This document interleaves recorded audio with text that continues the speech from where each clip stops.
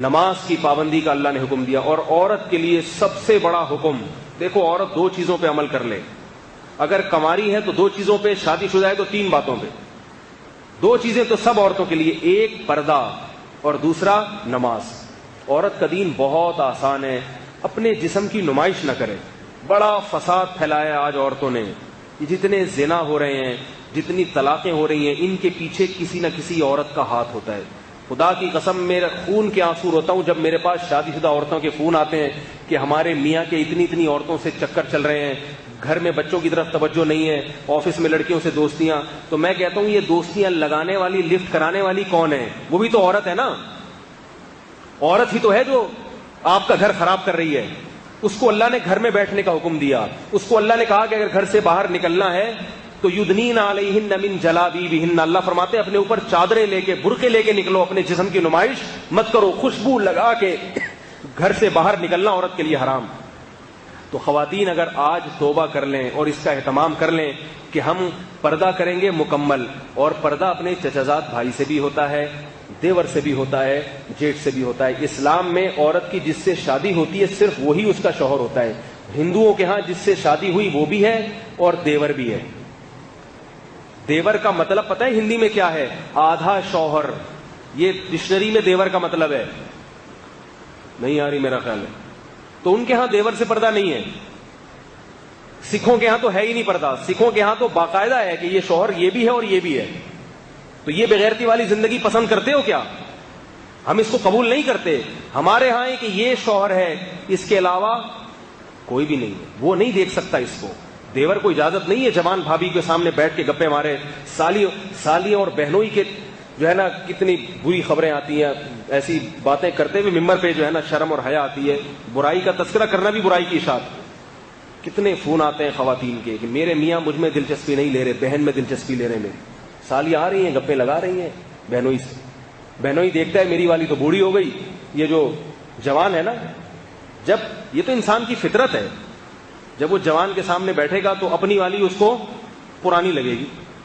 اس کے 10 بچے ہو گئے ہیں، وہ پرانی لگ رہی ہے، اور یہ کیا ہے؟ بالکل نہیں۔ تو وہ ادھر توجہ جاتی ہے اس۔ تو اللہ نے سالی کو کہہ دیا کہ تمہیں بہنوئی کے سامنے بیٹھنے کی ضرورت نہیں ہے، تمہیں اجازت نہیں ہے۔ اگر وہ پردہ کر لے گی تو اس کی بہن کا گھر بھی بچے گا کہ نہیں بچے گا؟ ہے بھائی، اس کی شوہر کی ساری توجہ کس طرف رہے گی؟ لیکن اس کو ہمارے معاشرے میں برا سمجھا جاتا ہے۔ اگر پردہ کر لے گی نا تو بیوی ہی کو اعتراض ہوتا ہے، میری بہن نے میرے شوہر سے پردہ کیوں کر لیا، بے وقوف، اسی کو اعتراض ہوتا ہے۔ او بھائی تیرے فائدے کے لیے اللہ نے اس کو حکم دیا ہے، تیرے فائدے کے لیے۔ مائیں روکتی ہیں اپنی بہوؤں کو پردہ کرنے سے، مائیں۔ اللہ نے قرآن میں کیا فرمایا؟ 2 قسم کے طبقے ہیں، کچھ تمہیں جنت کی طرف لے کر جاتے ہیں اور کچھ تمہیں جہنم کی آگ کی طرف۔ جو ماں اپنی بیٹی کو شرعی پردہ کرنے سے روک رہی ہے وہ ماں نہیں ہے، وہ اپنی بیٹی کے لیے ڈائن ہے، ڈائن۔ وہ اپنی بیٹی کو جہنم کی آگ کی دعوت دے رہی ہے۔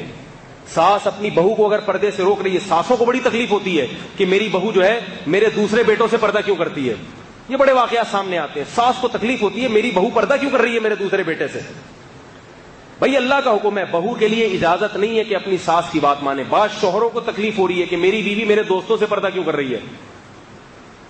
جس میں غیرت ہونی چاہیے تھی، جو پردے کی ترغیب دیتا وہی پردہ اتارنے کی ترغیب دے رہا ہے۔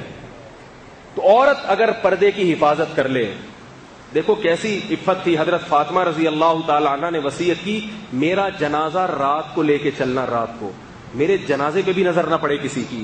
کہاں گئی وہ عفت، کہاں گئی وہ پاک دامنی، کہاں گئی وہ حیا؟ کیسے اپنے جسموں کی کپڑے دیکھو، لباس دیکھو، مختصر ہوتے چلے جا رہے ہیں۔ بچیوں کے لباس دیکھو، کچھ بھی نہیں ہوگا ان کے جسم پہ کپڑا، اور بیٹوں کو پورے کپڑے پہنائے گئے ہوں گے۔ ہاف آستینیں بیٹیوں کو پہنائی جاتی ہیں اور بیٹوں کو فل آستینیں۔ یہ کیا ہو رہا ہے ہمارے معاشرے کو؟ کہاں کو جا رہا ہے بھائی؟ ان چیزوں کو روکنے کی کوشش کریں۔ اگر ہم قرآن پر ایمان رکھتے ہیں، ہم مسلمان ہیں، حیا والے لوگ ہیں، انگریز نہیں ہیں، انگریز نہیں ہیں۔ ان کے ہاں سب حلال ہے، سب حلال ہے، درندے بن چکے ہیں وہ۔ ابھی دیکھو نا، ایک کلب میں کسی پٹھان نے جا کے فائرنگ کر دی، سب کو مار دیا۔